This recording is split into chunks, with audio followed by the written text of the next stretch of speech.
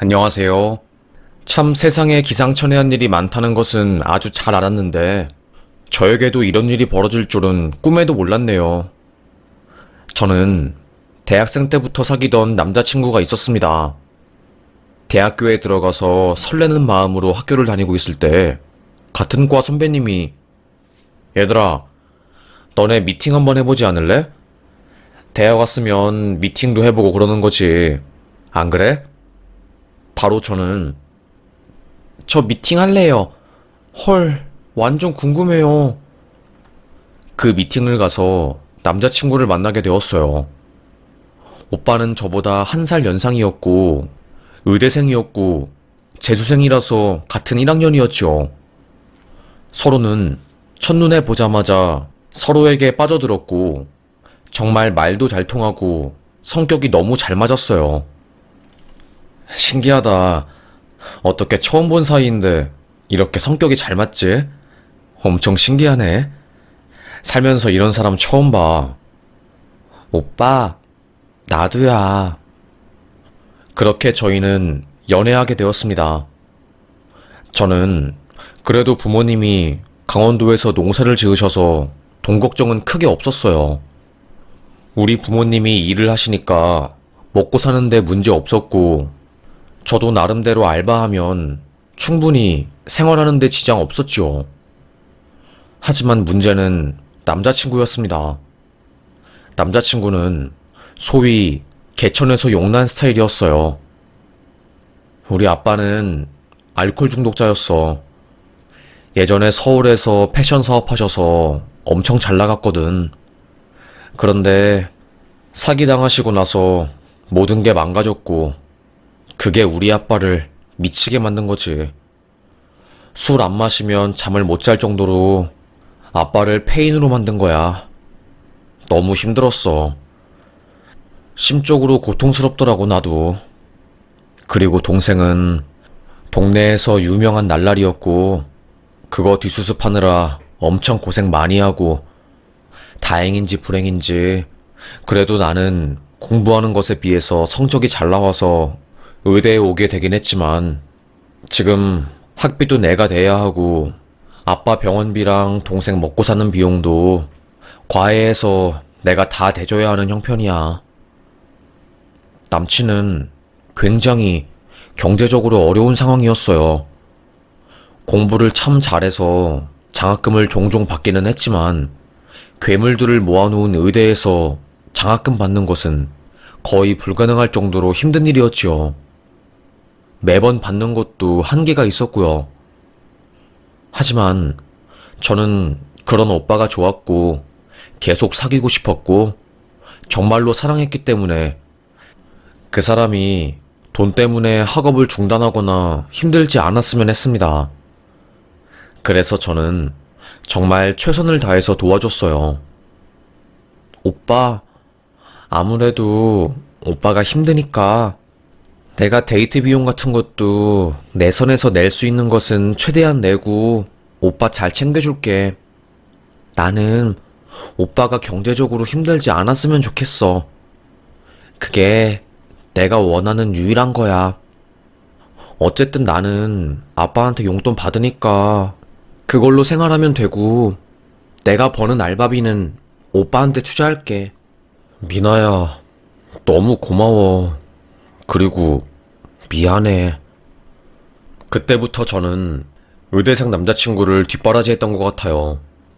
실습이나 시험 공부로 쫄쫄 굶으면서 도서관에서 하루 종일 공부하는 오빠를 생각하면 마음이 아파서 집에서 온갖 반찬들을 다 해가지고 도서관 앞에 찾아갔죠. 미나야, 안 그래도 공부하느라 너무 허기지고 힘들었는데 이렇게 맛있는 것도 주고 진짜 고맙다, 정말로.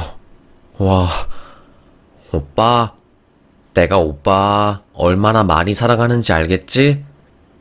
나 진짜로 오빠가 너무 좋아.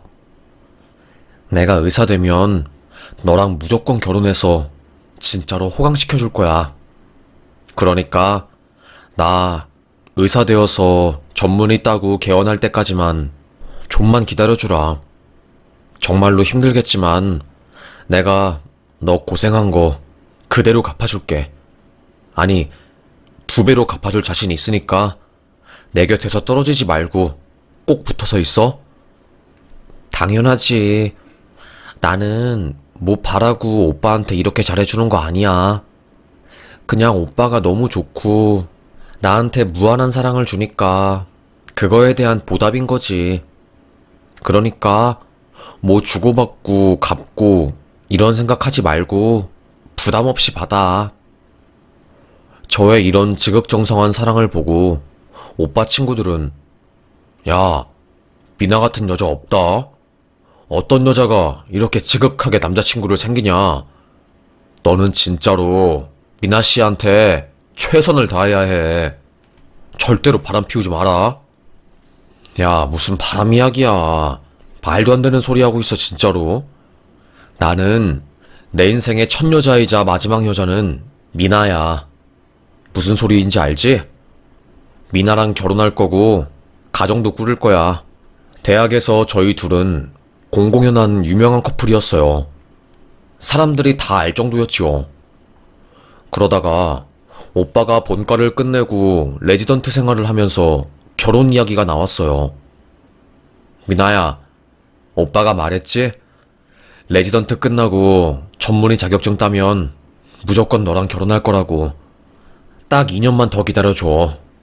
진짜 바로 전문의 자격증 따고 페이닥터 한 다음에 돈 좀 모아서 개원하면 미나 너 돈방석에 앉게 해줄게. 에이, 말만 들어도 좋긴 한데 나 그런 거 보고 오빠한테 잘해준 거 아니니까 너무 그러진 말고.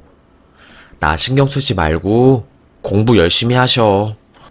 알겠어, 우리 미나. 사귄 지 7년이 넘었는데도 불구하고 저희 둘은 사랑을 약속했어요. 그리고 중간에 오빠가 교통사고 나서 한 달 정도 병실에 누워있을 때도 제가 다 간호해주고 정말로 화장실 가서 똥도 닦아주고, 이런 말하기 뭐하지만 뭐 신생아 키우는 사람처럼 최선을 다했거든요. 그래서 저희 둘 사이는 다른 사람들이 끼어들 수 없는 그런 끈끈한 무언가가 있었습니다. 저도 당연히 오빠랑 결혼할 줄 알았고요. 우리 부모님도 그렇게 알았습니다. 그런데 사랑은 변하더라고요. 저는 몰랐습니다. 정말로 몰랐어요. 전문의 자격증을 따고 시험을 끝내서 페이닥터를 준비하는 남자친구가 갑자기 연락두절이 된 거예요. 오빠, 왜 연락 안 받아? 무슨 일 있는 거 아니지? 전화도 안 받고 문자도 답 없고 왜 그러는 건데? 3일째였어요. 연락이 끊긴 게요. 그런데 며칠 뒤 갑자기 미나야, 미안하다. 다른 남자 만나라. 생각해봤는데 너랑 나랑은 여기서 끝내는 게 맞는 것 같아. 충격이었습니다. 저희 둘은 거의 10년을 사귀었거든요. 예과, 본과, 레지던트, 전문의 과정까지 그 모든 순간을 함께한 저희였어요. 그런데 갑자기 이렇게 문자로 이별 통보를 받고 차단당하니까 어안이 벙벙하더라고요. 저랑 오빠는 결혼 이야기를 진지하게 이야기하고 서울에서 살 집 때문에 우리 아빠가 감사동사 짓는 땅을 담보로 대출받는 것도 알아보고, 저도 신혼부부 대출 같은 거 알아보느라 은행 다니고 난리도 아니었거든요. 거의 식장만 잡으면 되는 그런 상황이었습니다. 어떻게 보면 결별이 아니라 파혼 통보를 받게 된 거였어요. 너무 황당해서 저는 오빠 친구들에게 연락했습니다. 오빠 친구 중에 2명은 우리도 어떻게 된 일인지 모르겠어. 준석이가 갑자기 연락이 두절돼서 무슨 일 있나 싶네. 같은 병원에서 전문의 과정할 때는 그래도 연락 자주 하고 그랬는데 준석이가 전문의 자격증 따고 나서 대학병원 나가고 나서는 우리도 연락이 잘 안 돼. 왜? 무슨 일 있어? 아니, 갑자기 파혼 통보를 하니까 너무 당황해서 만나서 이야기하고 싶은데 연락을 안 받으니까 오빠들한테 이렇게 연락한 거지. 일단 알겠어. 고마워. 그때 남자친구와 함께 인턴 생활을 했던 동기 언니한테서 연락이 왔어요. 비나야, 어떻게 된 일이야? 너 준석이랑 헤어졌어? 아니, 준석이 페이스북 들어가니까 청첩장 올라왔는데? 뭐라고요, 언니? 그게 무슨 소리예요? 난 당연히 너랑 준석이가 결혼하는 건 줄 알았는데 그게 아니라서 엄청 놀랐어. 무슨 다른 여자랑 웨딩드레스 입고 찍은 결혼사진이랑 청첩장이랑 다 올라왔는데? 보여줄까? 네, 언니. 그 언니에게 사진을 받은 저는 와, 정말로 뒷골이 빡 하고 땡겼습니다. 남자친구는 저랑 만나고 있을 때 양다리를 걸치고 있었던 거였어요. 저랑 10주년에 병원 일로 바쁘다고 하면서 못 만났으면서 그날 그 여자랑 웨딩드레스 촬영을 간 거였어요. 그리고 부모님 준다고 면세점에서 산 가방이랑 선물들도 알고 보니까 그 여자한테 출장 갔다 온다고 거짓말 치고 선물을 준 거더라고요. 그리고 출장은 개뿔. 저랑 제주도로 여행 간 거였어요. 사람이 배신을 당하면 말이 안 나오고 언어를 까먹은 것처럼 아무런 생각이 안 들더라고요. 뭐라고 해야 할까요? 피가 거꾸로 솟다가 그냥 아예 무기력해진 느낌. 너무나도 충격이 큰 저는 손이 발발발 떨리면서 거의 1시간 동안 아무것도 못하고 죽은 사람처럼 침대에 가만히 누워 있었습니다. 알고 보니 남친은 저를 만나면서 2년 전부터 다른 여자를 만났던 거였어요. 그런데 더 웃긴 것은 청첩장 속에 있는 여자 얼굴이 너무나도 익숙한 거였습니다. 이상할 정도로 익숙했어요. 이상하다. 이 여자를 어디서 봤더라? 너무 얼굴이 익숙한데? 곰곰이 생각을 하다가 갑자기 딱 머릿속에서 스쳐 지나가는 이름이 있는 겁니다. 아, 헐, 대박. 와, 용세진이었어? 용세진? 소름 끼치네, 진짜. 어떻게 이럴 수가 있지? 고등학교 때 같은 반이었던 애였어요. 얼굴이 이쁘장하긴 한데 여름방학에 성형수술을 해서 엄청 이뻐졌고 그때 거짓말을 하다가 애들한테 들켜서 자퇴를 했거든요. 용세진은 우리 엄마가 의사에다가 아빠는 검사야. 그래서 나 저번에 쉐라톤 호텔에서 밥도 먹고 거기 지배인이 인사 왔잖아. 이런 식으로 허풍을 떨어서 애들은 걔가 진짜로 잘 사는 애인 줄 알았어요. 그런데 어떤 애가 용세진의 허풍을 이상하게 생각해서 뒤를 밟아보니까 잘 사는 집안 애가 아니라 부모님도 없고 아예 고아 출신이라서 중학교 때까지 시설에 살다가 고등학생이 되어서는 시설에서 나와서 혼자서 오피스텔에 살던 애였던 겁니다. 그래서 오피스텔 비용도 불건전한 방법으로 벌어서 돈을 충당하고 있었던 거였고요. 그래서 그 사실이 전교생들 사이에서 소문이 나자 자퇴를 했고 그 이후로 제 기억에서 잊힌 애였어요. 그 이후에도 성형을 더한 것인지 묘하게 달라 보이는 얼굴 때문에 제가 눈치를 못 챘던 거였습니다. 그런데 제가 알기로는 용세진은 가난한 아이이고 고아인데 어쩌다가 재벌집에 잘 사는 여자로 위장을 해서 제 남자친구인 의사랑 결혼을 한 건지 알 수가 없었어요. 저는 그때부터 뒤를 캤지요. 동창들한테 말하니까 헐, 너 몰랐구나 미나야. 한 3년 전인가? 용세진이 동창회 나와서 애들 사이 쑥대밭으로 만든 거 몰랐지? 그거 되게 유명한 사건인데? 알고 보니까 용세진이 동창회에 나와서 엄청 성공한 투자자인 척을 했던 거였어요. 애들은 이미 용세진이 한 번 거짓말을 했던 적이 있었기 때문에 믿지 않았지만 외제차를 타고 고급 아파트에 입주를 하고 돈도 펑펑 쓰고 하는 모습을 보고 조금씩 믿게 된 거고, 그때부터 돈을 투자한다고 자기 돈도 불려달라고 애들이 맡겼다고 하더라고요. 그런데 용세진은 그 돈을 들고 튄 거였고, 결국에 잡혀서 법정에 서긴 했지만 집행유예로 풀려났다고 하더라고요. 와, 소름이 끼쳤습니다. 저는 용세진과 제 전 남자친구 모두에게 복수를 해야겠다고 마음을 먹었어요. 절대로 이대로 넘어가서는 안 되겠다는 생각이 든 거였습니다. 그래서 그날 남친의 결혼식 날만을 기다렸어요. 용세진에게 사기당한 동창들에게 이 사실을 말하니까, 우와, 걔가 결혼을 한다고? 재벌인 척 거짓말 치고 의사랑? 미치고 환장할 노릇이다. 걔한테 사기당한 애들 지금 난리 났어. 찾아간다고. 야, 우리도 도울게. 너 복수하는 거. 세상에 참 이런 일이 다 있구나. 두 얼굴 가면 쓰고 사는 애들은 결혼도 거짓말로 하는구나.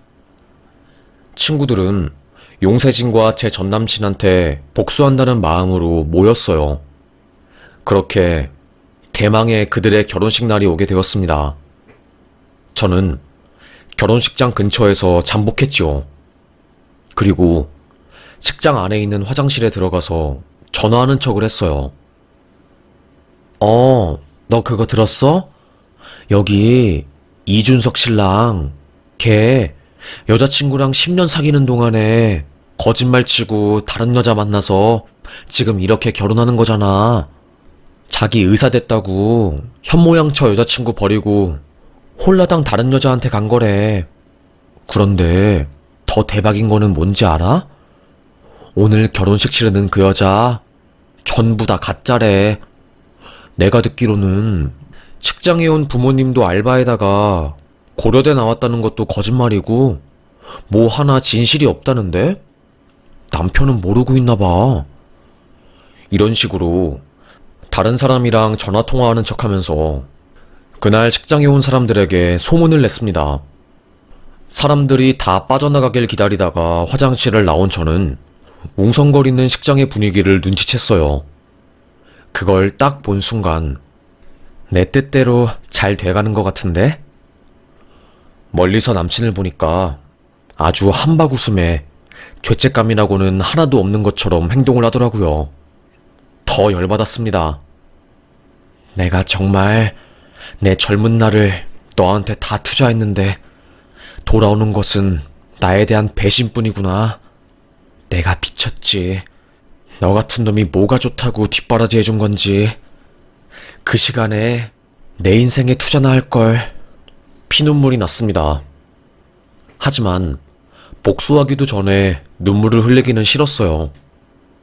시간이 다 되어서 신부 대기실 문이 닫히고 전남친은 식장에 들어가서 신부를 맞이할 준비를 하더라고요. 자, 용세진 신부 입장하시겠습니다. 신부 대기실 문이 다시 열리고 너무나도 화려한 그 여자가 도도하게 그리고 사람 좋은 웃음을 지으면서 식장으로 들어간 순간 사람들은 모두 환호성 지르고 난리가 났어요. 와, 신부 이쁘다. 용세진 너무 이쁘다. 진짜 대박이다. 분위기가 무르익을 무렵 제 동창들이 결혼식장에 딱 나타난 겁니다. 행진하는 신부를 가로막자 거기 하객들은 웅성거리고 난리가 났어요.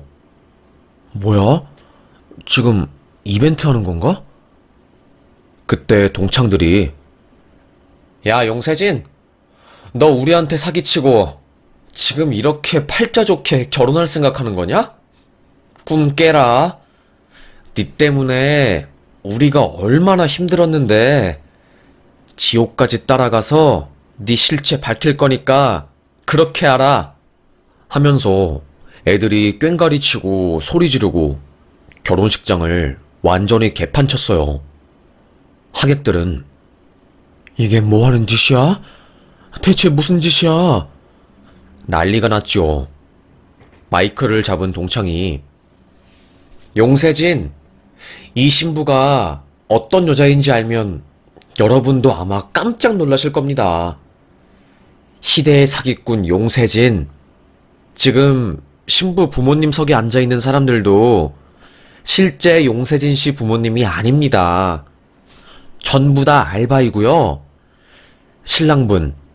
신랑분도 여자 보는 눈이 참 없으시네요. 신부와 신랑에 대한 폭로를 하자 하객들은 기이한 광경을 보는 듯한 눈빛으로 흥미진진하게 상황을 지켜보더라고요. 그때 신부는 아니에요. 다 오해입니다. 사법부에서도 제 죄가 크지 않아서 집행유예 선고한 사건이고요. 투자라는 것은 잃을 수도 있고 벌 수도 있는 거라서 제가 동창들 돈을 받은 사실은 맞지만 그걸 들고 튄 게 아니라 투자에 실패한 것일 뿐입니다. 사람을 사기꾼으로 매도하지 마세요. 오해야, 오해. 그때 동창들이 용세진이 위조한 학력 위조서, 부모님 알바 고용글 등등 입증될 만한 문서들을 신랑한테 건네줬어요. 제 전남친은 대체 이게 뭐냐고, 무슨 일이냐고 하면서 믿지 못했지요. 거의 5분 만에 아수라장이 된 식장은 그야말로 전쟁통이 따로 없었습니다. 한이 맺힌 동창들은 분을 풀다가 참지 못하고 용세진의 머리채를 잡고 드레스가 푹 찢어지고 용세진 팬티랑 속옷이 훤히 드러나고 장난이 아니었어요. 웨딩드레스는 거의 걸레짝이 되었고요. 그때 제가 나타나서 전남친의 뺨을 찰싹 때렸습니다. 내가 모를 것 같았냐? 나랑 결혼 준비하면서 다른 여자랑 결혼해? 아이고, 꼴 좋다. 10년 사귄 여자친구한테 만나서 결별 통보도 아니고 문자 하나 딱 보내놓고 다른 여자랑 결혼하니까 속이 편하디? 너 인생 그렇게 살면 안 돼. 이것 봐. 지금 너 천벌 받았잖아. 너도 어지간히 속물이다. 재벌집 여자한테 장가가고 싶어서 오래 사귄 여자친구 버렸더니 알고 보니 신부가 사기꾼이었네? 너 진짜로 내가 말하는 건데 인생 그따구로 살지 마. 저는 온 힘을 다해서 따귀를 빡 때렸어요. 전남친은 아니, 지금 이건 뭐냐? 너 일부러 내 결혼식 망치려고 준비한 거야? 와, 당연하지. 이런 것도 예상 못했어? 너무 순진하고 순수하네. 인생이 만만하니? 다른 사람 눈에 눈물 나게 했으면 네 눈에는 피눈물 나야 하는 걸 각오해야 하는 거야. 고작 그것도 각오하지 않았으면서 나한테 그렇게 못되게 군 거냐? 저는 단순히 결혼식을 깽판친 걸로 만족이 되지 않았어요. 그래서 가지고 있던 쪽가위로 전남친 양복을 푹 찢고 머리채 잡고 빙빙 돌리고 거의 뭐 사람을 개판내놨습니다.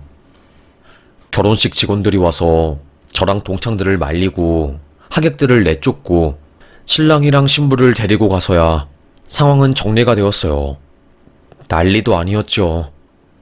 이미 화장실에서 저의 이야기를 들은 사람들은 진작에 눈치를 챈 상황이었고 아예 아무것도 몰랐던 사람들은 혀를 끌끌 차면서 별의별 일이 다 있다고 하며 다들 집으로 갔습니다.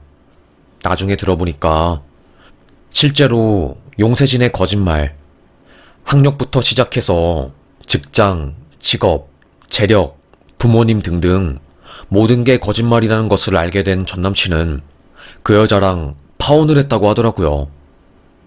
그렇게 저는 복수 아닌 복수를 하게 되었지만 사실 남는 것은 하나도 없었어요. 복수를 하는 것도 저를 파괴하는 일이더라고요.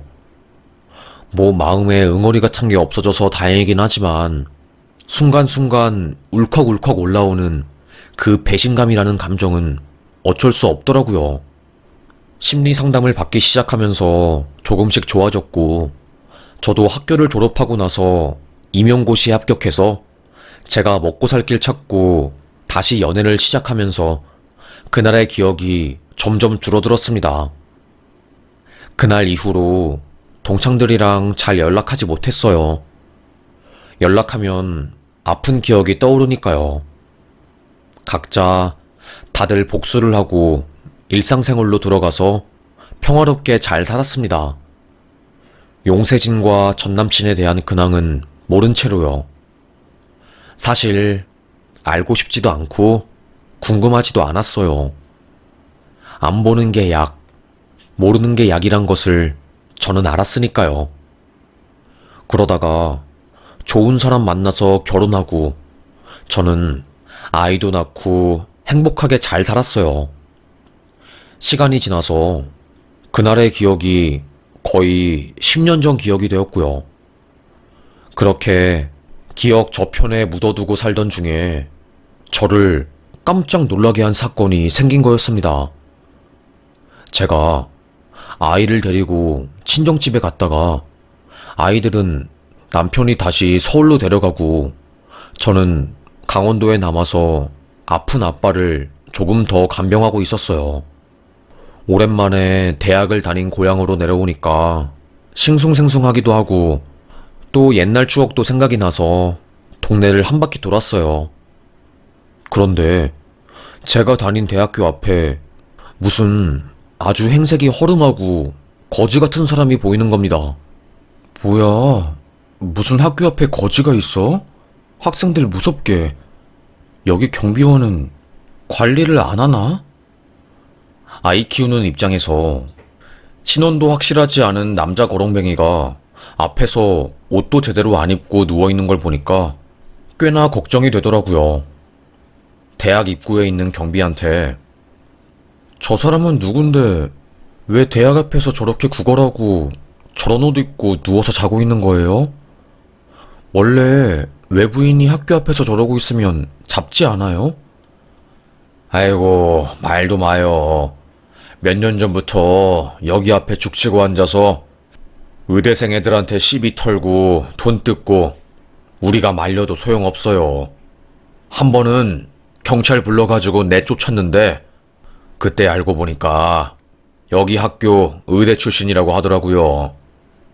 네? 아니, 의대생이 왜 여기서 이러고 있대요? 의사 일 안 한대요? 신기하네, 진짜. 이야기 들어보니까 결혼하려고 하다가 파혼하고 서울 압구정에 병원 크게 차렸는데 그게 쫄딱 망하고 빚더미에 오르면서 엄청 힘들었나 봐요.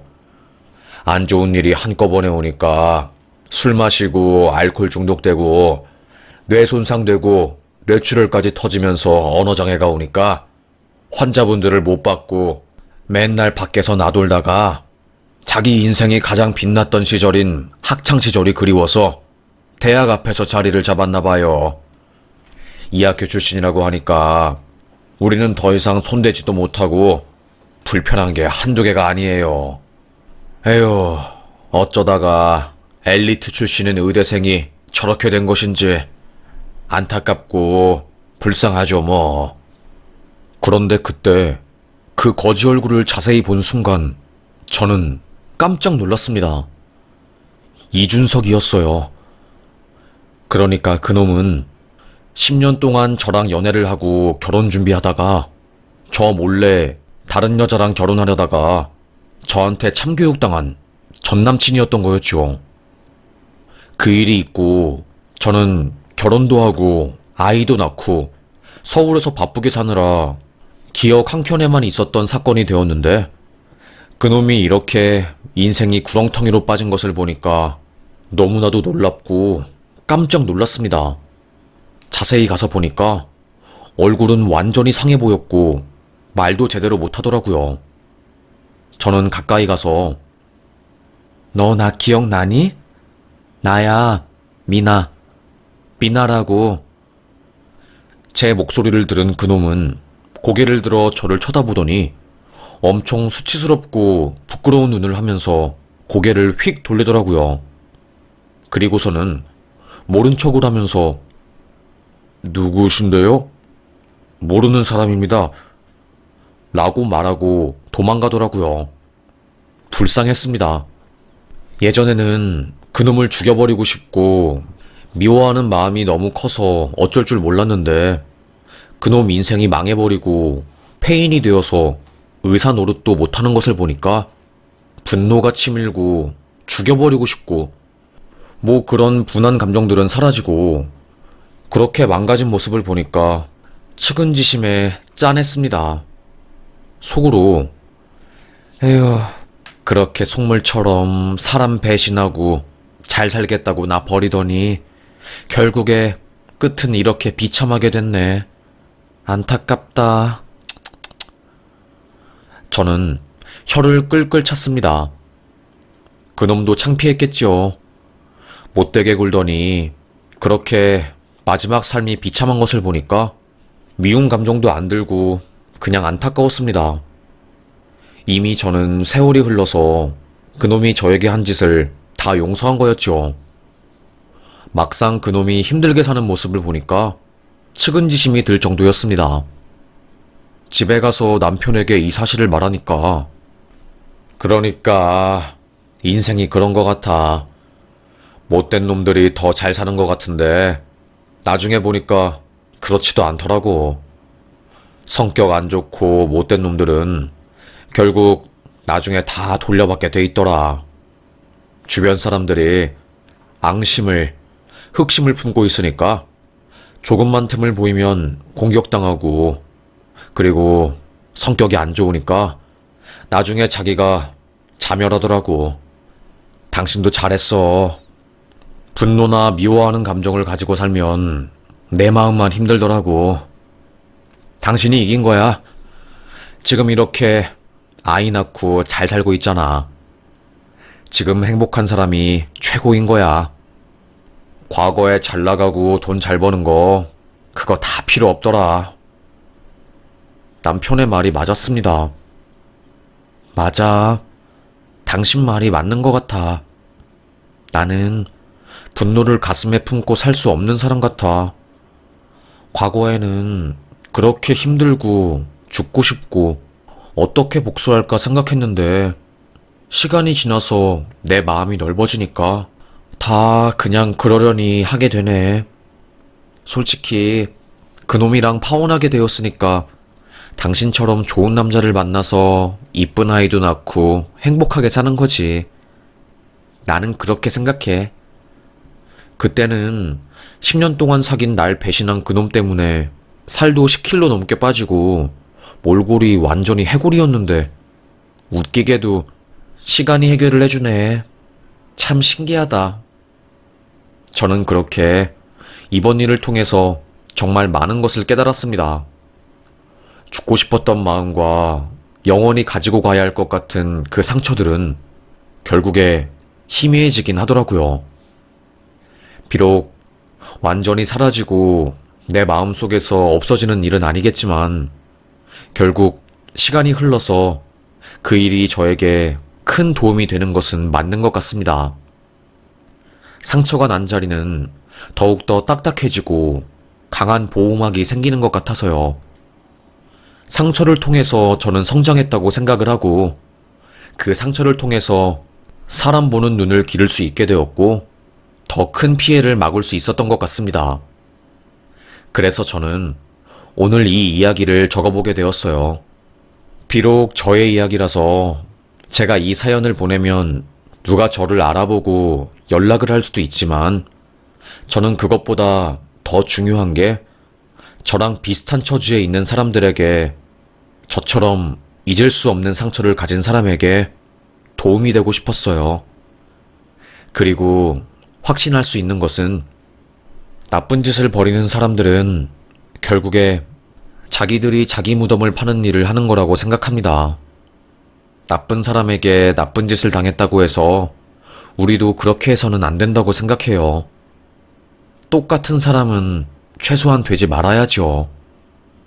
제 전 남자친구도 결국에 저를 배신하고 다른 여자랑 결혼하려고 하다가 자기의 의사 인생마저 나락으로 가게 되었고, 제 고등학교 동창이자 남자친구의 두 번째 여자친구인 그 여자도 결혼식장에서 자기 실체를 다 들키고 평생 전국을 떠돌면서 사는 떠돌이 인생이 되었으니까요. 그들은 원래부터 악한 마음을 가지고 있고, 내가 굳이 나서서 그들에게 복수하고 파멸할 때까지 나의 마음을 고통스럽게까지 하면서 분노할 필요는 없는 것 같습니다. 생각보다 마음속에 분노를 가지고 사는 것은 쉬운 일이 아니더라고요. 저에게도 참 힘들었습니다. 그래도 시간이 흘러서 많은 것들을 제가 깨닫게 되었고, 10년이라는 세월이 흐르긴 했지만 그 세월이 절대로 헛된 세월이 아니었기에 지금은 행복하고 그저 감사할 뿐입니다. 인간이 살면서 타인에게 상처를 안 받는 일은 없을 수가 없으니, 상처를 받고도 그 상처와 함께 같이 잘 공생하고 행복하게 살아갈 수 있는 방법을 배우는 것이 가장 좋은 일인 것 같습니다. 저도 그렇게 하기 위해서 정말 많은 노력을 했고, 여러분도 그렇게 했으면 하는 바람에서 이렇게 글을 쓰게 되었습니다. 삶이라는 게 쉬운 게 아니고 기본적으로 고통스러운 거라고 생각을 하면 기분이 좀 나아지더라고요. 여러분도 기운 내시길 바라면서 저는 사연 여기서 마무리하겠습니다. 요즘 경기가 안 좋아서 먹고 사는 게 더 팍팍한데, 여러분도 부정적으로만 생각하지 말고 하루하루 행복한 생각들, 긍정적인 생각들 하시면서 사시길 바라겠습니다. 어차피 뭐 행복하려고 사는 인생이잖아요. 저는 적어도 그렇게 믿습니다. 내가 행복해야지 내 주변 사람들도 행복해지고, 그렇기에 내 자신을 가장 1순위로 챙겨야 한다고 생각합니다. 힘드시겠지만 오늘부터 우리 자신을 위해서 살아가자고요. 젊은 날의 나는 의대생 남친을 뒷바라지하느라 내 인생을 뒷전으로 밀어버렸지만 이제는 아니니까요. 이제는 누구의 엄마, 누구의 아내보다는 그저 나의 이름 석자를 새기면서 이 세상에서 살아가고 싶은 마음입니다. 그럼 저의 이야기를 이렇게 끝까지 들어주셔서 감사합니다. 저는 사연 여기서 마무리하겠습니다. 정말 감사합니다.